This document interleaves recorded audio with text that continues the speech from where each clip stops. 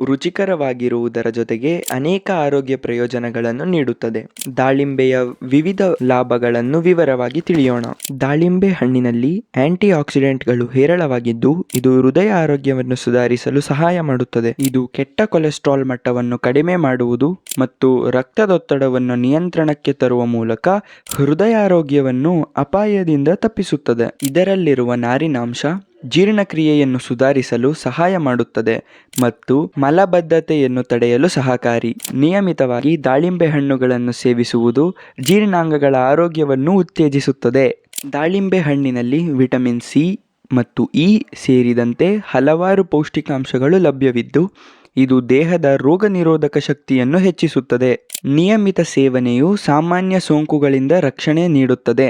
ದಾಳಿಂಬೆ ಹಣ್ಣಿನಲ್ಲಿರುವ ಆಂಟಿ ಆಕ್ಸಿಡೆಂಟ್ಸ್ಗಳು ಚರ್ಮದ ಕಾಂತಿಯನ್ನು ಹೆಚ್ಚಿಸಲು ಮತ್ತು ಮೊಡವೆಗಳನ್ನು ಕಡಿಮೆ ಮಾಡಲು ಸಹಾಯ ಮಾಡುತ್ತದೆ. ಇದು ಚರ್ಮವನ್ನು ಆರೋಗ್ಯಕರವಾಗಿ ಮತ್ತು ಯುವವಾಗಿ ಉಳಿಸಬಹುದು.